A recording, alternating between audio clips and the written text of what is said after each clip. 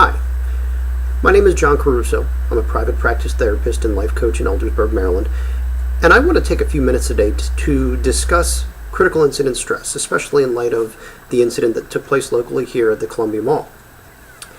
There's a lot of distinctions between critical incident stress and post-traumatic stress disorder, and there's some very big distinctions that I want everybody to understand. Just because you've been exposed to some type of incident does not mean that you have post-traumatic stress disorder. Critical incident stress is actually a very normal reaction to an abnormal event. Crying, anxiety, fearfulness, those are perfectly normal, especially in the immediate moments after some type of event, like what happened at the Columbia Mall, or after a natural disaster, or after some other traumatic type experience that you've been a part of. What I don't want people to do is to not deal with those and understand that those are perfectly normal pieces. One important thing that I want you to take out of this, and it comes from the words of Dr. Mark Lerner, is that it's okay not to be okay. And those, especially right now, ring true more than ever. It's okay to be sad. It's okay to be angry. It's okay to have whatever emotion you have. I want you to acknowledge those emotions. I want you to live with those. I want you to embrace those and to process those. Don't hide from them. I've used the analogy oftentimes that trying to hide from your emotion is like picking the scab off of a cut. It's not going to heal properly unless we deal with that. It's okay not to be okay. It's okay to feel. I want to differentiate critical incident stress from post-traumatic stress disorder. Like I said, critical incident stress is a normal reaction to an abnormal event. Post-traumatic stress disorder is a clinical diagnosis that's rendered because of significant problems that are long-lasting after an exposure or exposures to several traumatic events or cumulative effects from many different types of events that you've been exposed to. There's a big difference.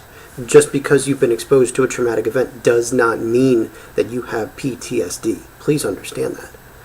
The emotions that you may be feeling right now, or that you feel in the moments immediately after some type of traumatic event, those are normal. Give it time. They start to diminish. They start to go away and get processed appropriately. Anxiety, fear, and all of those emotions are actually normal pieces of the body healing itself. They serve many productive purposes to heal, to mature, and to grow. And what I don't want you to do is to run away from those or feel like I can't process those, because you can.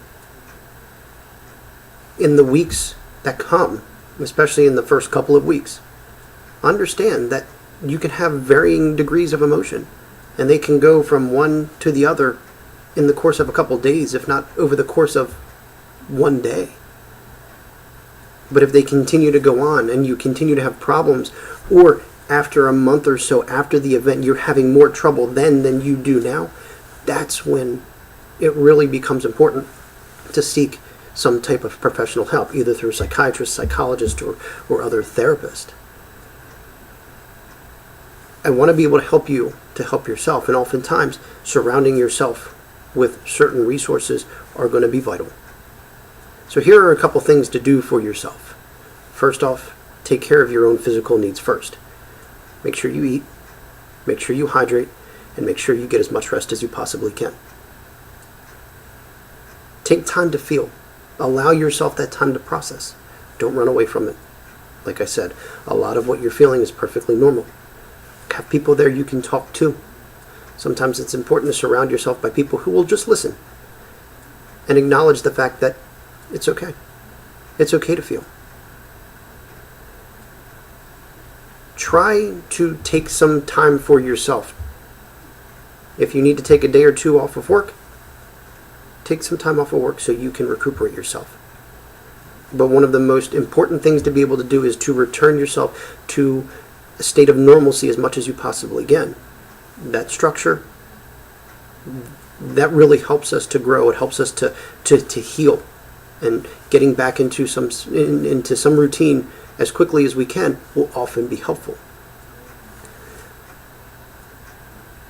But in the moments immediately following some type of traumatic event, try to stay away from stimulants like caffeine. I know some people like to drink it, but don't go in excess. Same goes for alcohol and drugs. They often magnify some of the symptoms that we can feel. Try to limit, if not eliminate, those. Don't get caught up too much in the media. Limit how much you watch. Understand that what they're reporting may not be completely the truth. Seek out the information from credible sources if you're going to seek it out, but limit it. Don't get caught up in it. One of the other big things not to do or try to limit are making any big decisions. This might not be the time to make certain decisions about relationships, about buying things.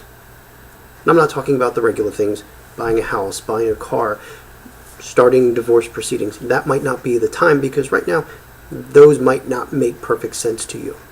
Allow yourself to process, to heal, and to get a few days out before you reevaluate those. But most importantly, like I said, is to take care of yourself. And if after a period of time goes by and you don't feel like you're getting any better, that might be the time to start seeking out help. If you have questions, please feel free to visit my website, www.johnacaruso.com, as well as following me on YouTube, where I'll provide updates and provide various videos to help you help yourself. Have a great day.